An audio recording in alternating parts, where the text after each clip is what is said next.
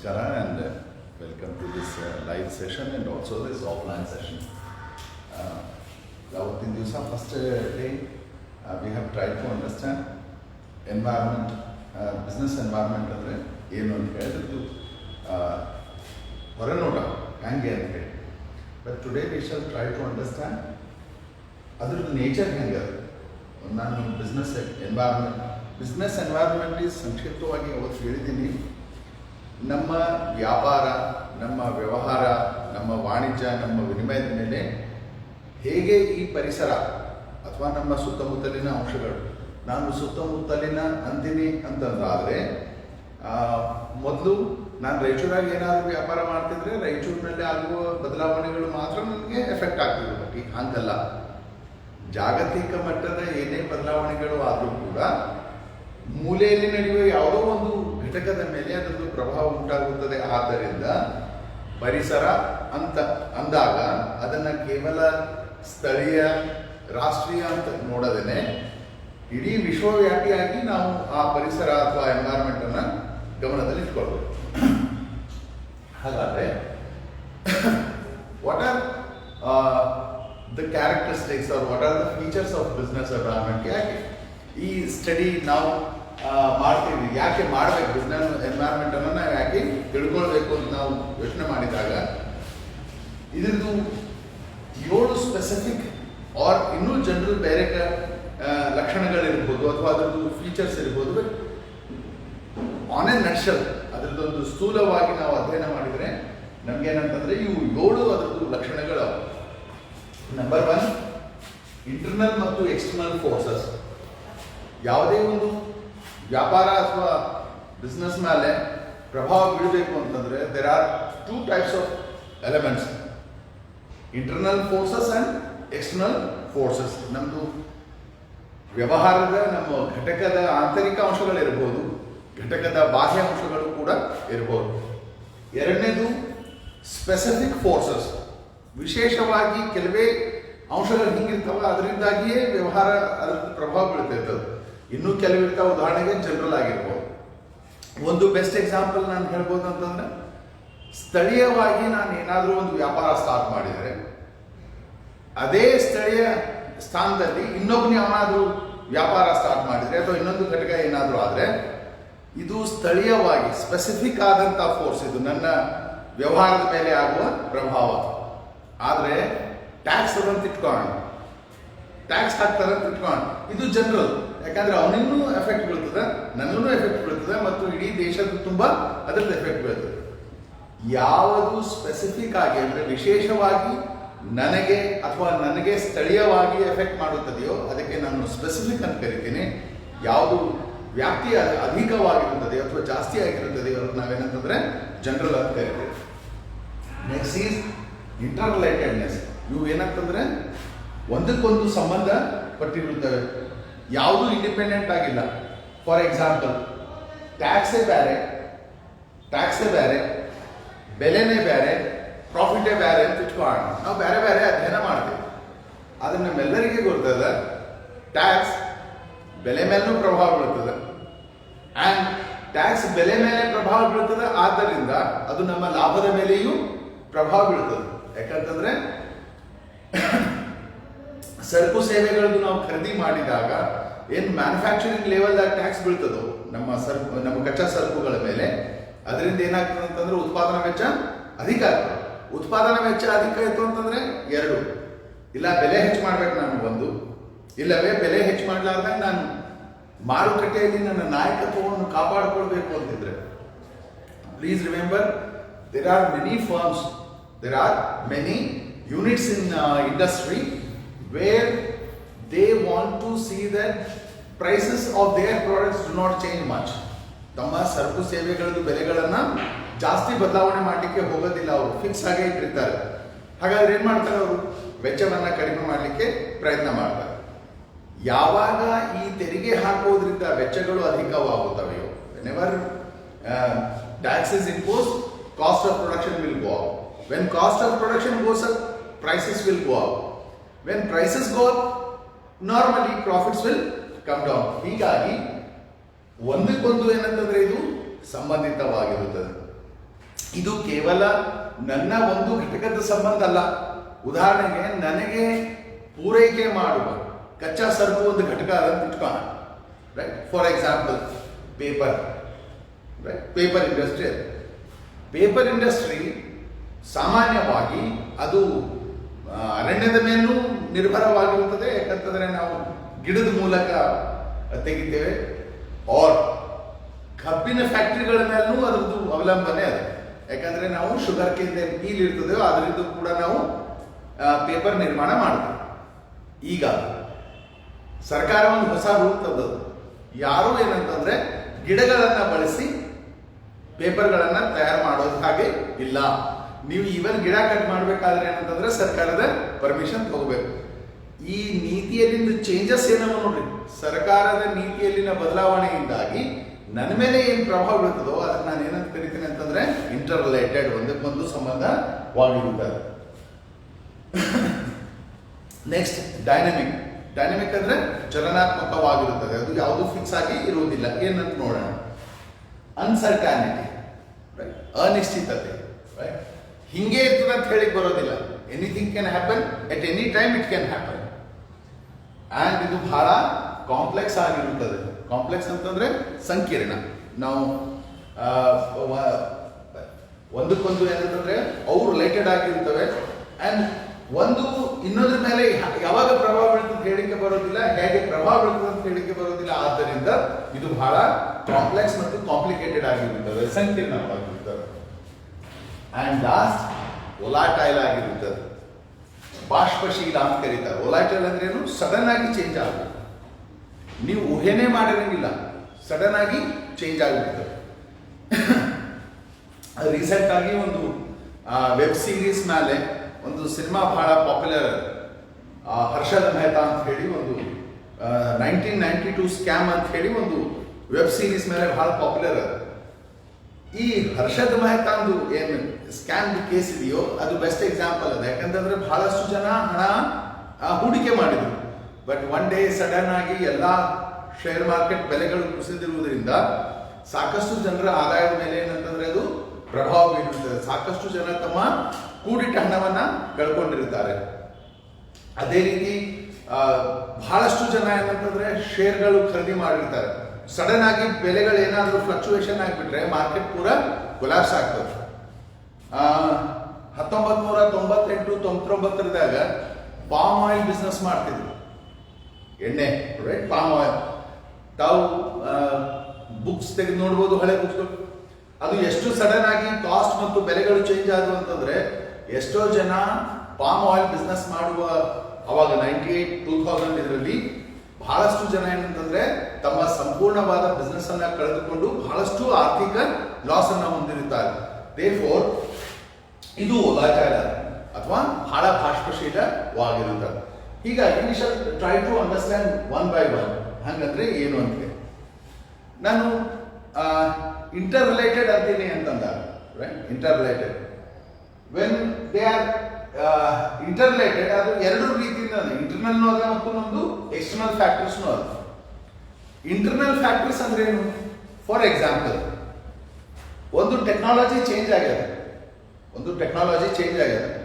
ಆ technology change ಆದಮೇಲೆ ಆ ತಾಂತ್ರಿಕ ಪ್ರಗತಿಯನ್ನು ನನ್ನ ಘಟಕದಲ್ಲಿ ಬರಲಿಕ್ಕೆ ಸಾಧ್ಯ ಇದೆಯಾ? One best example, C goods and services, they change, right? They go change. For example, ನಮ್ದು ಸ್ಟಾರ್ಟ್ ಆದಾಗ just we had A radio, ನಮ್ಮ ಹತ್ರ ಒಂದು ರೇಡಿಯೋ. ಅದಾದ್ಮೇಲೆ ಟೆಲಿವಿಷನ್ ಬಂತು. ಟೆಲಿವಿಷನ್ ಸುಮ್ಮನೆ ಬಂದಿಲ್ಲ, ಕಪ್ಪು ಬೆಳಕು ಬಂತು, ರೈಟ್. ಅದಾದ್ಮೇಲೆ ಬಣ್ಣದ್ದು ಬಂತು, ಅದಾದ್ಮೇಲೆ ರಿಮೋಟ್ ಇಂದು ಬಂತು, ಅದಾದ್ಮೇಲೆ ದೊಡ್ಡ ಟಿವಿ ಬಂತು. ಸೊ ನಾವು what we started from radio, right. And ನಾವು ಎಲ್ಲಿ ತನಕ ಬಂದೀವಿ? ಈಗ LED TV ತನಕ ಬಂದಿರುತ್ತೆ. ಈಗ ಇದೇನು ಚೇಂಜಸ್ ಅದ ನೋಡ್ರಿ, ರೈಟ್. ಇದು ಚೇಂಜಸ್ ಅದ. ನಾನು ನನ್ನ ಘಟಕದಲ್ಲಿ ಚೇಂಜ್ ಮಾಡ್ಲಿಕ್ಕೇನೆ ಇಲ್ಲ. ಇದ್ರದ್ದು ಏನ್ ಪ್ರಭಾವ ಅದ ನನ್ನ? Very good. ನಾನು ಕಪ್ಪು ಬೆಳಪಿನಿಂದ ಬಣ್ಣಕ್ಕೆ ಬಂದಿನ ಅಂತ ಇಟ್ಕೋಣ. I have change from black and white to colour. ನಾನು when I was coming from black and white to color, the other fellow might have shifted from color to remote control TV. Right? ಇದು ನಂದು ಮಾತ್ರ ಅಲ್ಲ, ನನ್ನ ಘಟಕದಲ್ಲಿ ಆಗುವ ಬದಲಾವಣೆಗಳು ಅಂಶಗಳು ನನಗೆ ಪ್ರಭಾವ ಬೀರುತ್ತವೆ. ಆದರೆ ಈ ವ್ಯವಹಾರದಲ್ಲಿ ನಾನು ಒಬ್ಬನೇ ಇಲ್ಲಲ್ಲ. I am not the lone person. It's not a monopoly. ಏಕಸ್ವಾಮ್ಯ ಇಲ್ಲ. ಬಹಳಷ್ಟು ಜನ ನನ್ನ ಕಾಂಪಿಟೇಟರ್ಸ್ ಇದ್ದಾರೆ. ಅವರು ಏನು ಬದಲಾವಣೆಗಳು ಮಾಡ್ತಿರ್ತಾರೆ, ಅವರು ಹೇಗೆ ತಮ್ಮ ಪ್ಲಾನ್ಗಳನ್ನು ಮಾಡ್ತಾರೆ, ಅವರು ಹೇಗೆ ತಮ್ಮ ಸ್ಟ್ರಾಟಜಿಯನ್ನು ಮಾಡ್ತಾರೆ, ಅವರ ಸ್ಟ್ರಾಟಜಿ ಕೂಡ ಏನಂತಂದ್ರೆ ನನ್ನ ಘಟಕದ ಮೇಲೆ ಪ್ರಭಾವ ಬೀರ್ತದೆ.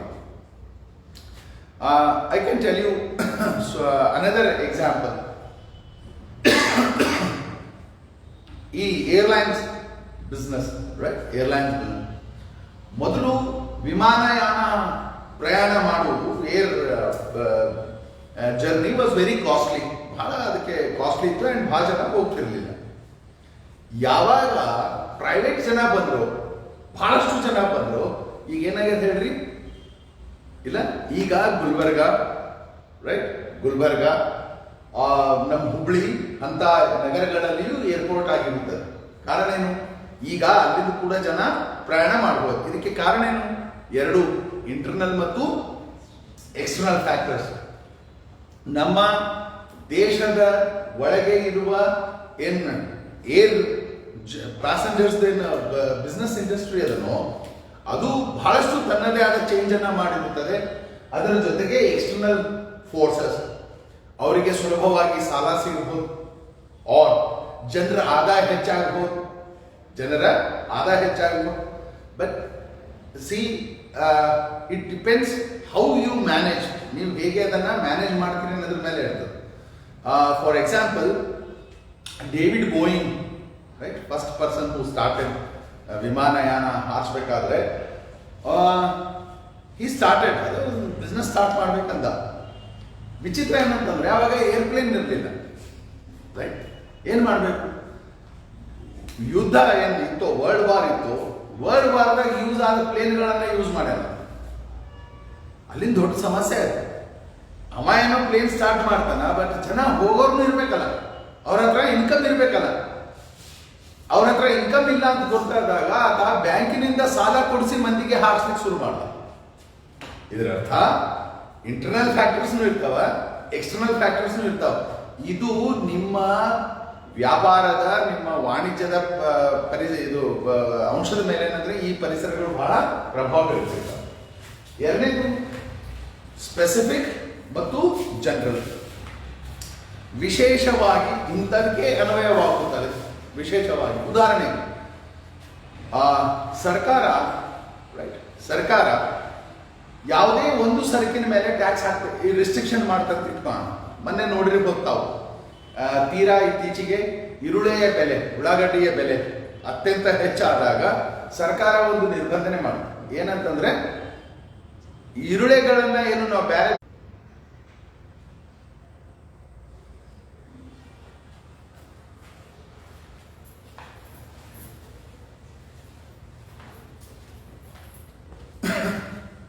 ನಂದು ಸ್ಪೆಸಿಫಿಕ್ ಜನರಲ್ ಏನ್ ಫ್ಯಾಕ್ಟರ್ಸ್ ಅದ. ಯಾವುದೇ ಒಂದು ವಿಶೇಷವಾಗಿ ನಾವು ಒಂದು ಅಂಶವನ್ನ ತೆಗೆದುಕೊಂಡು ಅದರ ಮೇಲೆ ಏನಾದರೂ ನಾವು ಪ್ಲಾನಿಂಗ್ ಮಾಡಿದ್ರೆ ಅದರಿಂದ ಆಗುವ ಎಫೆಕ್ಟ್ಗಳನ್ನು ನಾವೇನಂತ ಕರಿತೀವಿ? ಸ್ಪೆಸಿಫಿಕ್ ಅಂತ ಕರಿತೀವಿ.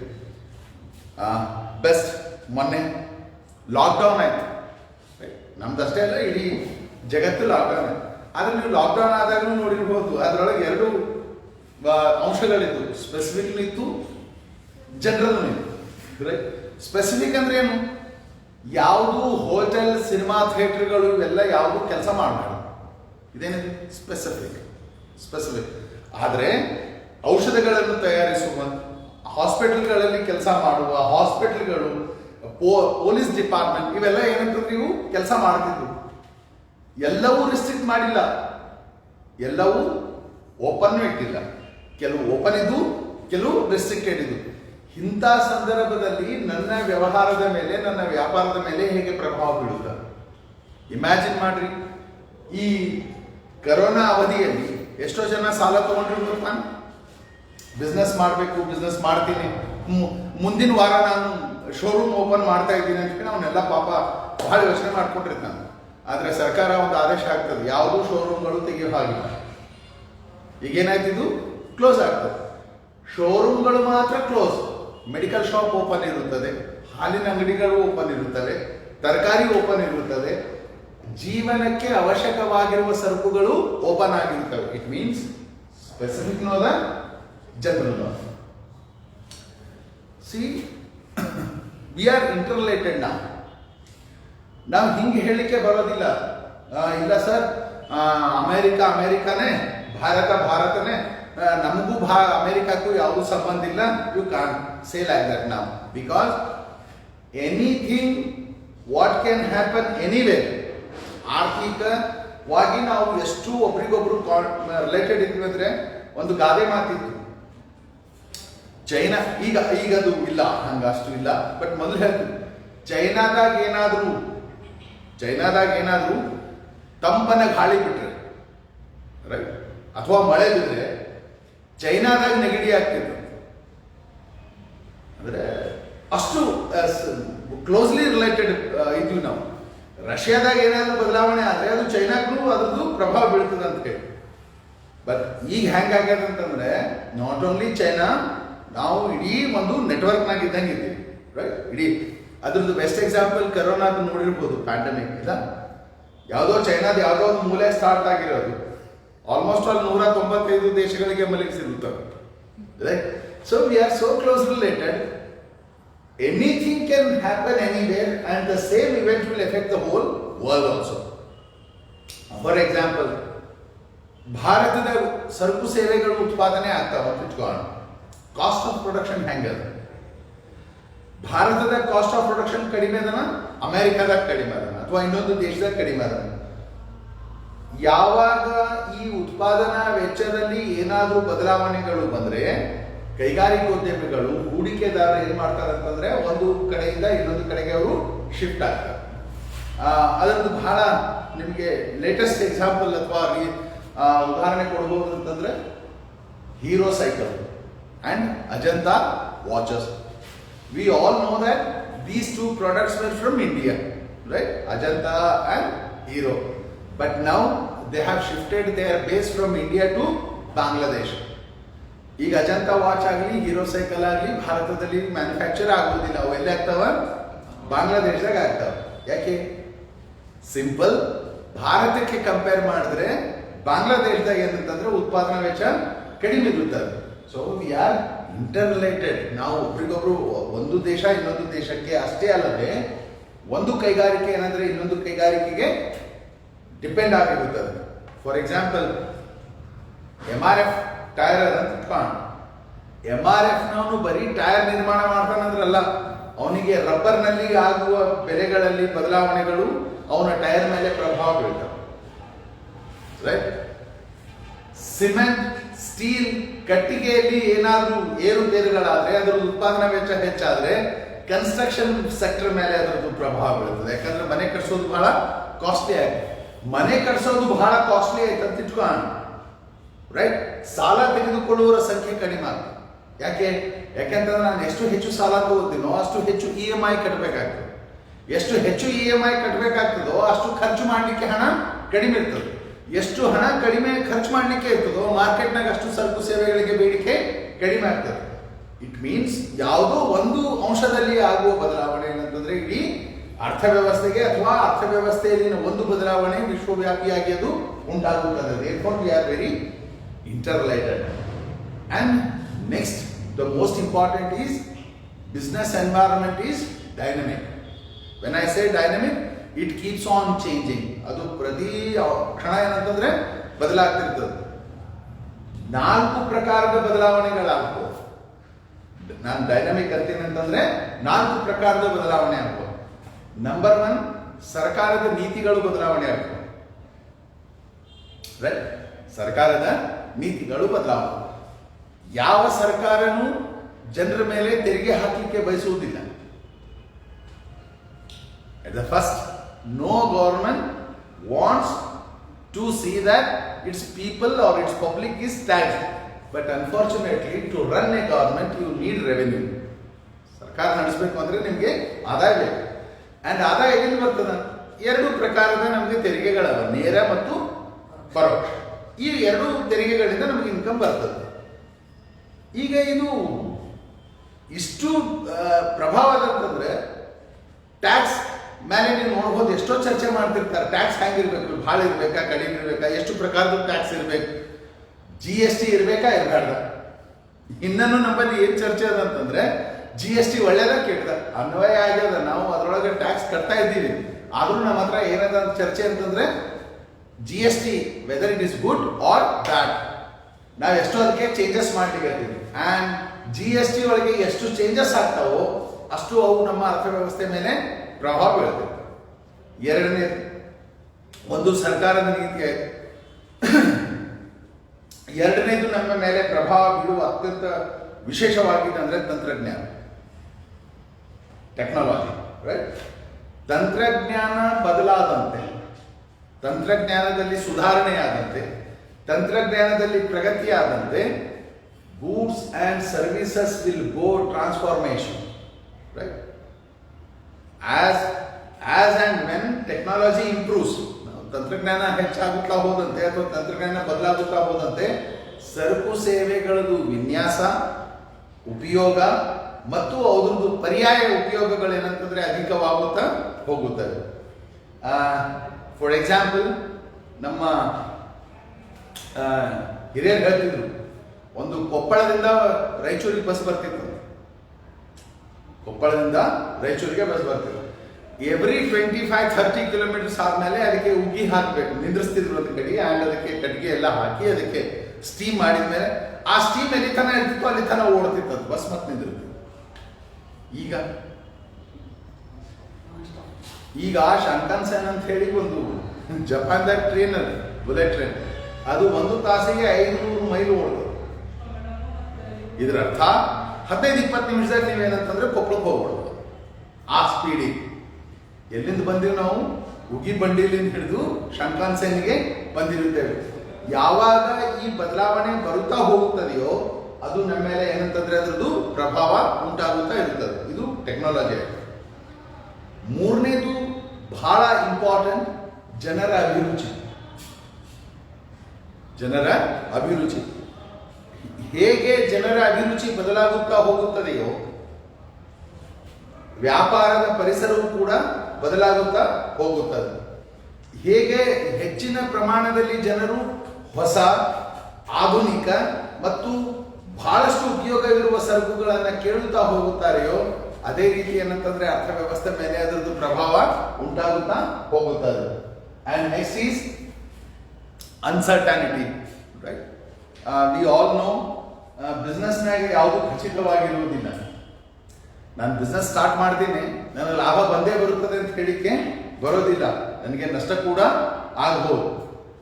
ಎರಡನೇದು, ಇವತ್ತೇ ಇರುವ ನೀತಿ ನಾಳೆ ಇರ್ತದೆ ಅಂತ ಹೇಳಿಕೆ ಬರೋದಿಲ್ಲ, ನೀತಿ ಚೇಂಜ್ ಆಗಬಹುದು. ನೀತಿ ಚೇಂಜ್ ಆಗೋದಷ್ಟೇ ಅಲ್ಲ, ಸರ್ಕಾರ ಚೇಂಜ್ ಆಗಬಹುದು, ಸರ್ಕಾರಗಳು ಚೇಂಜ್ ಆಗಬಹುದು. ಜನ ನನ್ನ ಘಟಕದಲ್ಲಿ ಇಟ್ಟಿರುವಂತ ನಂಬಿಕೆಗಳು ಬದಲಾಗಬಹುದು. ಯಾವಾಗ ಜನ ನನ್ನಲ್ಲಿ ಇಟ್ಟಿರುವ ನಂಬಿಕೆಯನ್ನ ಕಡಿಮೆ ಮಾಡ್ತಾರೆಯೋ ಅವರು ತಮ್ಮ ಶೇರ್ ಹಣವನ್ನ ವಾಪಸ್ ತೆಕ್ಕೊಳ್ಳಿಕ್ಕೆ ಶುರು ಮಾಡ್ತಾರೆ. ಅಂಡ್ ಯಾವಾಗ ಶೇರ್ ಹಣ ಹೊರಗೆ ಹೋಗ್ಲಿಕ್ಕೆ ಶುರು ಮಾಡುತ್ತದೆಯೋ ಆವಾಗ ನನ್ನಲ್ಲಿರುವ ಬಂಡವಾಳ ಕಡಿಮೆ ಆಗ್ಲಿಕ್ಕೆ ಶುರು ಮಾಡ್ತದೆ. ಜನರ ಅಭಿರುಚಿ ಕೂಡ ಬಹಳ ಬಹಳ ಇಂಪಾರ್ಟೆಂಟ್ ಆಗಿರುತ್ತದೆ. And last and most important is, ನಾನು ನನ್ನ ಇದ್ರೊಳಗೆ ಏನ್ ಚೇಂಜ್ ಮಾಡ್ಲಿಕ್ಕೆ ಅದು ಇಂಪಾರ್ಟೆಂಟ್ ಅಲ್ಲ, ನನ್ನ ಪೈಪೋಟಿದಾರ, ನನ್ನ ರೈವಲ್, ನನ್ನ ಎದುರಾಳಿ ಏನ್ ಚೇಂಜ್ ಮಾಡ್ಲಿಕ್ಕೆ ಅನ್ನೋದು ಕೂಡ ಬಹಳ ಇಂಪಾರ್ಟೆಂಟ್ ಆಗಿರುತ್ತದೆ. ಹೀಗಾಗಿ ಈ ಅಂಶದಾಗ ಏನಂದ್ರೆ ಖಚಿತತೆ ಇಲ್ಲ, ಹೀಗೆ ಇರ್ತದಂತಿಲ್ಲ. Anything can happen and at any time it can happen. We are not so certain that this is going to stay for a while. Anything can change. And one more thing is that in business, as and when people improve their thoughts, whenever people change their ideas, whenever people make some new kind of inventions, definitely it is going to change and it is not going to be permanent. ಅದಕ್ಕೆ ಒಬ್ಬರು ಯಾರೋ ಹೇಳಿದ್ದಾರೆ, ಬದಲಾವಣೆ ಒಂದೇ ಶಾಶ್ವತ ಅಂತ. ಬದಲಾವಣೆ ಒಂದೇ ಶಾಶ್ವತ, ಬದಲಾವಣೆ ಬಿಟ್ಟು ಎಲ್ಲ ಸ್ಥಿರವಿರ್ತಾವ. ಅಂದ್ರೆ ಇದ್ರ ಅರ್ಥ ಏನು? ಬದಲಾವಣೆ ಯಾವಾಗಲೂ ಇರುತ್ತದೆ. ಆ್ಯಂಡ್ ಬದಲಾವಣೆ ಯಾವಾಗಲೂ ಇದ್ದಾಗ ನಮಗೆ ಹಿಂಗೆ ಇರ್ತದೆ ಅಂತ ಹೇಳಿಕ್ಕೆ ಬರೋದಿಲ್ಲ. ಎರಡನೇದು next is complex. What do you mean by complex? Complex is ಇಷ್ಟು ಅವು ಒಂದಕ್ಕೊಂದು ರಿಲೇಟೆಡ್ ಅವ ಎಲ್ಲ ಅಂಶಗಳು. ಫಾರ್ ಎಕ್ಸಾಂಪಲ್ ಲೇಬರ್ ಒಂದು ಬೆಸ್ಟ್ ಎಕ್ಸಾಂಪಲ್. ಲೇಬರ್ ನಾವು ಹಿಂಗೆ ಅನ್ಕೊಂಡಿವಿ, ಸಾಮಾನ್ಯವಾಗಿ ಕೂಲಿ ದರವು ಅಧಿಕವಾಗುತ್ತಾ ಹೋದಂತೆ ಹೆಚ್ಚು ಹೆಚ್ಚು ಕಾರ್ಮಿಕರು ಕೆಲಸಕ್ಕೆ ಬರುತ್ತಾರೆ ಅಥವಾ ಕಾರ್ಯಕ್ಕೆ ಬರುತ್ತಾರೆ ಹಿಂಗೆ ಅನ್ಕೊಂಡಿವಿ ನಾವು. ಬಟ್ ಹಿಂಗಿಲ್ಲ ವಾಸ್ತವದಾಗ ಹೆಂಗಂತಂದ್ರೆ ಕೂಲಿಯ ದರ ಅಧಿಕವಾದರೆ ಒಂದು ಹಂತದವರೆಗೆ ಲೇಬರ್ ಅಧಿಕವಾಗುತ್ತದೆ.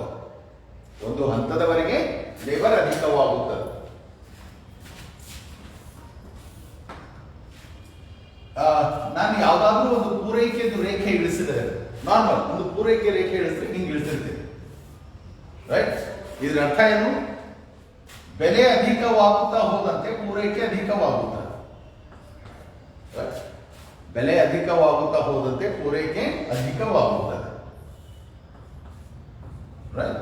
ಇದು P and P1, ಇದು Q1. ನಾರ್ಮಲ್ ಹಿಂಗೆ ಹೇಳ್ತೀನಿ ನಾನು. ಯಾವುದೇ ವಸ್ತುವಿನ ಅಥವಾ ಯಾವುದೇ ಅಂಶದ ಬೆಲೆ ಅಧಿಕವಾಗುತ್ತಾ ಹೋದಂತೆ ಅದಕ್ಕೆ ಪೂರೈಕೆ ಅಧಿಕವಾಗುತ್ತದೆ. ಬಟ್ ಲೇಬರ್ ಒಂದು ಇಂಥ ವಿಶೇಷವಾಗಿರ್ತದೆ, ಕಾರ್ಮಿಕರದ್ದು ಒಂದು ಅಂಶ ಅಥವಾ ಅದೊಂದು ನೇಚರ್ ಹಿಂಗದ, ಅದು ಹೀಗೆ ಇರುವುದಿಲ್ಲ. It's not like that. ಒಂದು ಹಂತದವರೆಗೆ ಅಧಿಕವಾಗುತ್ತದೆ.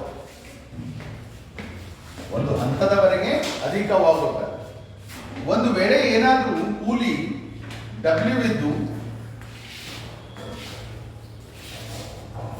ಕೂಲಿ ದರ ಡಬ್ಲ್ಯೂ ಅದ ಅಂಡ್ ಕಾರ್ಮಿಕರ ಸಂಖ್ಯೆ ಏನಂತಂದ್ರೆ OL ಅದ ತಿಳ್ಕೋಣ.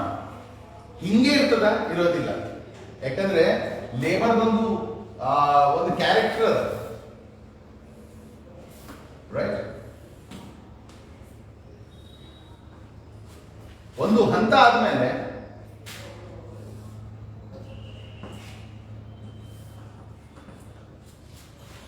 OW ದಿಂದ OW1ಗೆ ಹೆಚ್ಚಾಯ್ತು ಅಂತ ಇಟ್ಕೋಣ. ಲೇಬರ್ನು OL ದಿಂದ OL1ಗೆ ಹೆಚ್ಚಾಗ್ತದೆ. ಬಟ್ ಕೂಲಿ ದರ ಹೆಚ್ಚಾದ್ರೆ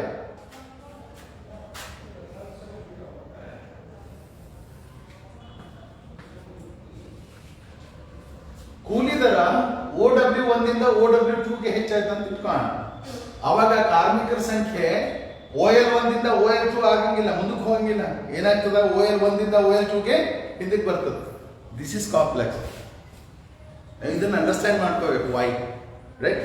because it is thought that after a point of time, ಒಂದು ಹಂತದ ನಂತರ ಏನಂತಂದ್ರೆ ಕಾರ್ಮಿಕರು ಶ್ರಮದ ಬದಲಾಗಿ ವಿಶ್ರಾಮವನ್ನು ಬಯಸುತ್ತಾರೆ. ಒಂದು ಹಂತದ ನಂತರ ಶ್ರಮದ ಬದಲಾಗಿ ವಿಶ್ರಾಮವನ್ನು ಬಯಸುತ್ತಾರೆ. ಎರಡನೇದು, ಒಂದು ಹಂತ ಆದ್ಮೇಲೆ ಅವ್ರದ್ದು ಸ್ಟ್ಯಾಂಡರ್ಡ್ ಆಫ್ ಲಿವಿಂಗ್ ಬಗ್ಗೆ ಯೋಚನೆ ಮಾಡ್ತಾರೆ. Standard of living. And once they think to standard of living, ಅವರು ತಮ್ಮ ಜೀವನ ಮಟ್ಟ ಹೆಚ್ಚು ಮಾಡ್ಲಿಕ್ಕೆ ಹೋದ್ರೆ, ಉದಾಹರಣೆಗೆ ಮೊದಲು ಗಂಡ ಹೆಂಡತಿ ಮತ್ತು ಮಗು ಕೆಲಸಕ್ಕೆ ಹೋಗ್ತಿದ್ರೆ ಅಂತ ಇಟ್ಕೋಣ. ಕೂಲಿ ಏನಾದ್ರೂ ಹೆಚ್ಚಾದ್ರೆ ಅವಾಗ ಈ ಲೇಬರ್ ಗಂಡ ಮತ್ತು ಹೆಂಡತಿ ಹೋಗ್ತಾರೆ, ಮಗನಿಗೆ ಕೆಲಸಕ್ಕೆ ಕಳ್ಸೋದಿಲ್ಲ, ಸ್ಕೂಲಿಗೆ ಕಳಿಸ್ತಾರೆ. ಸೊ ಲೇಬರ್ ಕಮ್ಮಿ ಆಯ್ತು.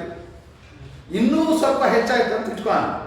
ಅವಾಗ ಅವನೊಬ್ಬನೇ ಹೋಗ್ತಾನೆ, ಅವನ ಹೆಂಡತಿಗೆ ಕೆಲಸಕ್ಕೆ ಕಳಿಸೋದಿಲ್ಲ. ಈಗ ಏನಾಯ್ತು?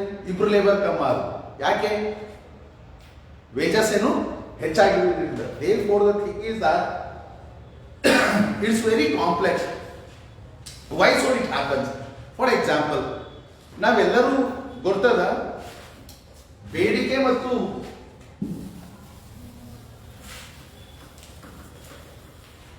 ಬೆಲೆ ನಡುವೆ ವಿರುದ್ಧ ಸಂಬಂಧ ಬರುತ್ತದೆ, ರೈಟ್? ನಾನು ಹಾಗೇನು ಇನ್ನೊಂದ್ಸರಿ ಹೇಳ್ತೇನೆ,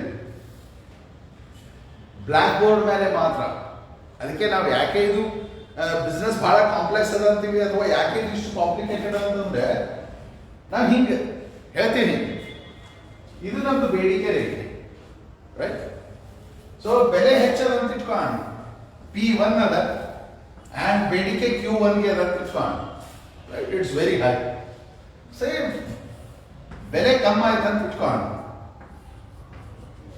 ರೈಟ್, ಬೆಲೆ P1 ದಿಂದ P2ಗೆ ಕಮ್ಮಿ ಆದ್ರೆ ಬೇಡಿಕೆ ಏನಂತಂದ್ರೆ ಇದು Q1 ದಿಂದ Q2ಗೆ ಹೆಚ್ಚಾಗ್ತದೆ. That's fine. But is it so? ಹಿಂಗಿದೆಯೇ ಇದು? ಹಿಂಗದ ರೀ? ಹಿಂಗಿಲ್ಲ. ಐ ರಿಪೀಟ್, ಹಿಂಗಿಲ್ಲ. ಹಿಂಗಿರಬೇಕು.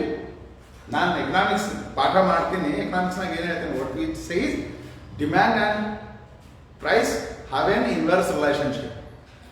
ಅದ್ರ ನಡುವೆ ವಿರುದ್ಧವಾದ ಸಂಬಂಧ ಬೀರುತ್ತದೆ. Whenever price goes up, demand comes down. Reverse, when prices fall, demand goes up. That's fine. ಹಿಂಗದ. ಬಟ್ ನೀವು ನೋಡಿರ್ಬೋದು, ಫೆಬ್ರವರಿ 2020 ಬಂಗಾರದ ಬೆಲೆ ಸಮವೇರ್ 48,000 ಇದೆ, 48,000 ಇದೆ. ಆಯ್ತಾ? ಮೊನ್ನೆ ಅಕ್ಟೋಬರ್ 2020 58,000 ಹೋಗಿದೆ. ಹಾಗಾದ್ರೆ ಬೇಡಿಕೆ ಕಡಿಮೆ ಆಗ್ಯದ ಹೆಚ್ಚಾಗದ? ಹೆಚ್ಚಾಗತ್ತ? ಹಾಗಾದ್ರೆ ವಿಶೇಷ ಬೆಲೆ ಕಡಿಮೆ ಆದ್ರೆ ಬೇಡಿಕೆ ಹೆಚ್ಚಾಗಬೇಕು. ಬಟ್ ಇಲ್ಲಿ ಹಾಗಲ್ಲ. ಬೆಲೆ ಹೆಚ್ಚಾದಂತೆ ಬೇಡಿಕೆನೂ ಹೆಚ್ಚಾಗತ್ತೆ. ಯಾಕೆ ಹಿಂಗೆ? Why? Simple thing is that human behaviour, ನಮ್ಮ ಎಕನಾಮಿಕ್ಸ್ ಏನು ಬಿಹೇವಿಯರ್ ಇದೋ ಇದು ಬಹಳ ಕಾಂಪ್ಲೆಕ್ಸ್ ಆಗಿರುತ್ತದೆ. ಅಷ್ಟು ಸರಳವಾಗಿ ನಮಗೆ ಅರ್ಥ ಆಗುವುದಿಲ್ಲ. Another example what we can also go through is why people, ಯಾಕೆ ಜನ ಒಂದು ಪ್ರದೇಶದಿಂದ ಇನ್ನೊಂದು ಪ್ರದೇಶಕ್ಕೆ ಮೈಗ್ರೇಟ್ ಆಗುತ್ತಾರೆ. ರೈಟ್? ನೀವು ನೋಡಿರ್ಬೋದು, ಜನ ಎಲ್ಲ ನಡ್ಕೋತ ಹೋಗೋದು, ಅವ್ರದ್ದೆಲ್ಲ ಫೋಟೋ ಹಾಕೋದು, ಅವ್ರದ್ದೆಲ್ಲ ಟಿವಿದಾಗ ಇಂಟರ್ವ್ಯೂ ಮಾಡೋದೆಲ್ಲ ಕೇಳಿರ್ತೀವಿ. ರೈಟ್? It's one. ನೀವು ಯಾವಾಗಾದ್ರೂ ಯೋಚನೆ ಮಾಡಿರಿ, ಇಷ್ಟೆಲ್ಲ ಜನ ಕಲ್ಯಾಣದ್ದು ಕಾರ್ಯಕ್ರಮಗಳು ಯೋಜನೆ ಇದ್ದಾಗಿಯೂ ಜನ ಯಾಕೆ ಅವರ ರಾಜ್ಯವನ್ನು ಬಿಟ್ಟು ಹೋಗುತ್ತಾರೆ? ಫಾರ್ ಎಕ್ಸಾಂಪಲ್, ನಮ್ಮ ಕರ್ನಾಟಕದ ಜನ ಪೂನಾ, ರೈಟ್, ಗೋವಾ, ಬೆಂಗಳೂರಿಗೆ ನಮ್ಮ ಕರ್ನಾಟಕ ಜನ ಎಷ್ಟು ಕೇಳೋಣ, ಗೋವಾ ಮತ್ತು ಪೂನಾ, ಬಾಂಬೆಗೆ ಹೋಗಿ ಕೆಲಸ ಮಾಡ್ತಾರೆ ಅಂತ ಇಟ್ಕೊಂಡು, ಯಾವಾಗ ನಮ್ಮ ಜನರಿಗೆ ಕೆಲಸ ಇಲ್ಲ ಅಂತ ಹೇಳಿ ಇವರು ಬೇರೆ ರಾಜ್ಯಕ್ಕೆ ಹೋಗಿ ದುಡಿತಾರಂದ್ರೆ, ಮತ್ತು ಉತ್ತರ ಪ್ರದೇಶ ಮತ್ತು ಬಿಹಾರದವ್ರು ಇಲ್ಲಿಗೆ ಹೆಂಗೆ ಬರ್ತಾರೆ? ಅವ್ರಿಗೆ ಹೆಂಗೆ ಜಾಬ್ ಸಿಗ್ಲಿಕ್ಕೆ? ನಮಗಿಲ್ಲ ಅಂತ ಹೇಳಿ ನಾವು ಬಿಟ್ಟು ಹೋಗಿರ್ತಾನೆ. ಮತ್ತು ನಮಗಿಲ್ಲ ಅನ್ನೋದ್ರೊಳಗೆ ಅವ್ರಿಗೆ ಹೆಂಗೆ ಬರ್ತದೆ? ಇದು ಕಾಂಪ್ಲೆಕ್ಸ್ ಅದು. We have to understand. ನಾವು ನೆಕ್ಸ್ಟ್ ಕ್ಲಾಸ್ ಮಾಡ್ತಿರ್ಬೇಕಾದ್ರೆ we shall try to learn why outsiders are preferred to the local people. ನಮ್ಮಲ್ಲಿನೂ ಕೆಲಸ ಅದ, ಆದರೆ ಯಾಕೆ ಸ್ಥಳೀಯ ಉದ್ಯೋಗಿಗಳು, ಇದು ಸ್ಥಳೀಯ ಉದ್ಯೋಗಪತಿಗಳು, ಸ್ಥಳೀಯ ಹೂಡಿಕೆದಾರರು ಏಕೆ ಸ್ಥಳೀಯ ಕಾರ್ಮಿಕರನ್ನು ತೆಗೆದುಕೊಳ್ಳದೆ ಬೇರೆ ರಾಜ್ಯದ ಕಾರ್ಮಿಕರನ್ನು ಯಾಕೆ ತಗೊಳ್ತಾರೆ? We shall try to understand in our later discussion. And last, ಇದು ಬಹಳ, ನಾನು ಅವಾಗ ಹೇಳಿದಂತೆ ಇದು ಬಹಳ ಕಾಂಪ್ಲಿಕೇಟೆಡ್ ಅದ. ಇದು ಯಾಕೆ ಕಾಂಪ್ಲಿಕೇಟೆಡ್ ಅದಂತಂದ್ರೆ, ನಂದೇನು ಡಿಸಿಷನ್ ಅದನ್ನು, ರೈಟ್, ನಾನೊಬ್ಬ ಇನ್ವೆಸ್ಟರ್ ಆಗಿ, ನಾನೊಬ್ಬ ಘಟಕದ ಮಾಲೀಕನಾಗಿ, ಅಥವಾ ನಾನೊಂದು ವಾಣಿಜ್ಯದ ನಿರ್ವಾಹಕನಾಗಿ ನಾನು ಏನು ಡಿಸಿಷನ್ ತಗೊಳ್ತೀನಿ ಅನ್ನೋದನ್ನು, the element is not solely depending on me. ಇದು ನನ್ನ ಮೇಲೆ ಬಹಳ ಡಿಪೆಂಡಿಂಗ್ ಆಗಿರೋದಿಲ್ಲ.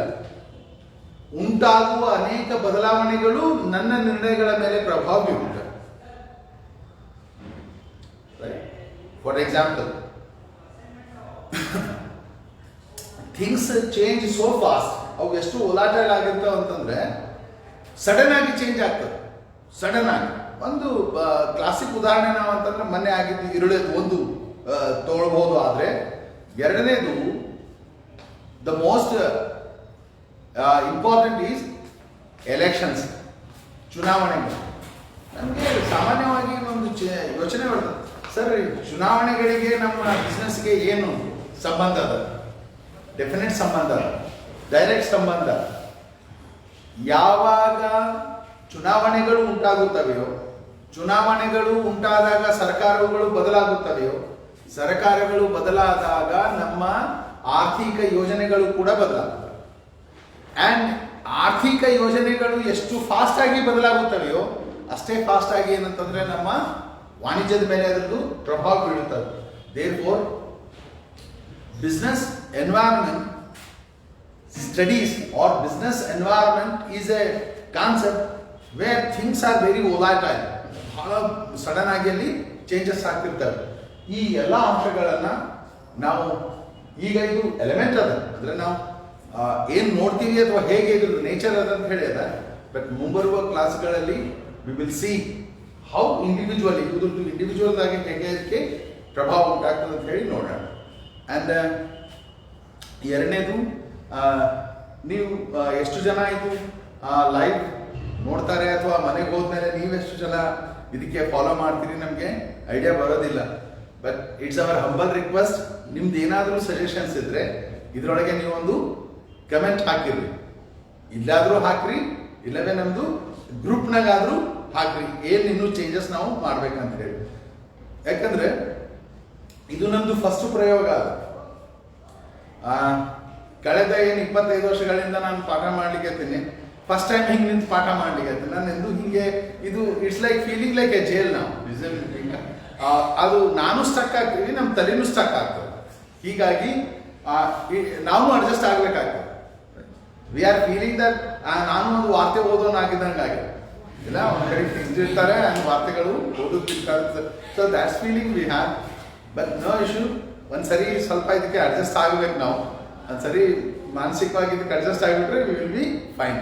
ಬಟ್ ಟಿಲ್ ದೆನ್ ನಮ್ಮಲ್ಲಿ ಇರುವ ಯಾವುದೇ ನ್ಯೂನತೆಗಳನ್ನಿದ್ರೆ ದಯವಿಟ್ಟು ಮುಚ್ಚು ಮರೆಯದೇನೆ ನಮ್ಮ ಕಮೆಂಟ್ನಲ್ಲಿ ಹಾಕ್ರಿ, so that we can improve our self. Right? ಇದು ಒಂದು. ಎರಡನೇದು ಏನಂತಂದ್ರೆ, ನಿಮಗೆ ಏನು ಇದ್ರದ್ದು ನೋಟ್ಸ್ ನಾವು ಕೊಡಬೇಕು. ರೈಟ್? ಇಲ್ಲಂದ್ರೂ ಅದು ಬರೀಲಿಕ್ಕೂ ಸಾಧ್ಯ ಇಲ್ಲ. ಆ್ಯಂಡ್ ಬರೆದ ಮೇಲೆ ಅದು ಬರ್ಕೋತಾನೆ ನಿಂದಿರಬೇಕಾಗ್ತದೆ, ಅದು ಆಗೋದಿಲ್ಲ. What we are doing is that we will B posting those notes in your ಇದು ಏನಂತ್ರಿ ಟೆಲಿಗ್ರಾಮ್ ಗ್ರೂಪಿಗೆ ಹಾಕ್ತೀವಿ. ಜೊತೆಗೆ ಕೆಲವು ಇವು ಮಾಡಿದ್ದೀನಿ, ನಾನು PPT ಮಾಡಿದ್ದೀನಿ. ಆ PPTಗಳನ್ನು ನನ್ನ ಯೂಟ್ಯೂಬ್ ಚಾನಲ್ನನ್ನು ಹಾಕ್ಲಿಕ್ಕತ್ತೀನಿ. ರೈಟ್? ಯಾಕಂತಂದ್ರೆ ಇದರೊಳಗೆ ನಮಗೆ ಹಾಕ್ಲಿಕ್ಕೆ ಬರ್ತಾ ಇಲ್ಲ, ಬರೋದಿಲ್ಲ ಅಲ್ಲ, ನನಗೆ ಬರ್ತಾ ಇಲ್ಲ. ರೈಟ್? ಅದನ್ನು ಕಲಿತೀನಿ, ಅದು ಕಲಿತು ಇದ್ರೊಳಗೆ ಹಾಕ್ಲಿಕ್ಕೆ ಪ್ರಯತ್ನ ಮಾಡೋಣ. ಬಟ್ ಈ ಸದ್ಯಕ್ಕಿನ್ನೂ it's going on. But PPT is will be available on my YouTube channel. ಅದರೊಳಗೆ ನೀವು ತೆಕ್ಕೊಂಡು ಏನಂತಂದ್ರೆ ಇದು ಮಾಡ್ಬೋದು, ಅದ್ರ ಸ್ಕ್ರೀನ್ಶಾಟ್ನು ತೆಕ್ಕೋಬೋದು ನೀವು. ನಿಮ್ಗೆ ಅದು ನೋಟ್ಸ್ ಬಂದಾಗ ಬರ್ತದೆ, ಅದು ಸೇವ್ ಮಾಡಿ ಇಟ್ಕೊಂಡಿರಿ. ಇದು ಎರಡನೇದು. ಥರ್ಡ್ ಈಸ್, ಈಗ ಇದು ಬುಕ್ಸ್ ಬಗ್ಗೆ ಕೆಲವು ಹುಡುಗರು ನಮಗೆ ಕಮೆಂಟ್ಸ್ನಾಗ ಹಾಕ್ಯಾರ, ಸರ್ ಬುಕ್ಸ್ ಯಾವಾಗ ಕೊಡ್ತಾರೆ ಅಂತ ಹೇಳಿ. We are thinking over that. ನಾವು ಅದ್ರದ್ದು ಚರ್ಚೆ ಮಾಡ್ತಾ ಇದ್ದೀವಿ. ಹೋಪ್ಫುಲಿ ನಮ್ಮ principal will take a decision in next coming days. Books ಯಾವಾಗ ಕೊಡಬೇಕು, ಯಾರ್ಯಾರಿಗೆ ಯಾವಾಗ ದಿನಗಳಿಗೆ ಕೊಡಬೇಕು, ಅದು ಟೈಮ್ ಟೇಬಲ್ ಹಾಕ್ತಾರೆ, ನಿಮಗೆ ಬುಕ್ಸ್ ಸಿಗ್ತಾವೆ. ಬಟ್ ಅಲ್ಲಿವರೆಗೆ ಈ ಬುಕ್ಸ್ ನಿಮಗೆ ಎಲ್ಲಿವರೆಗೆ ಲಭ್ಯ ಆಗ್ತಾ ಅಲ್ಲಿವರೆಗೆ ದಯವಿಟ್ಟು ಗೂಗಲ್ನಾಗ ಸರ್ಚ್ ಮಾಡ್ತಾ ಇದ್ರಿ. ರೈಟ್? ಇವೆಲ್ಲ ನಿಮಗೆ ಸಿಲೆಬಸ್ ಹಾಕಿದ್ದೀವಿ. ಫಸ್ಟ್ ಸೆಮ್ಲಿಂದ 5th ಸೆಮ್ ತನಕ ಎಲ್ಲ ಸಿಲೆಬಸ್ ಅದ.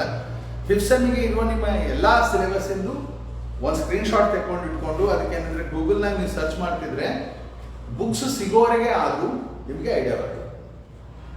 ಬುಕ್ಸ್ ಸಿಗೋವರೆಗೆ ಆದರೂ ನಿಮಗೆ ಐಡಿಯಾ ಬರ್ತದೆ. ದೇರ್ಫೋರ್ ಇಷ್ಟು ಅಂಶಗಳು ನಿಮ್ಮ ಗಮನಕ್ಕೆ ತರದಿತ್ತು. Will stop here. Will come back tomorrow once again. Till then, thank you very much. Take care of yourself and please remember to wear mask and maintain a distance so that you can be healthy and you can help society to be healthy. Thank you very much.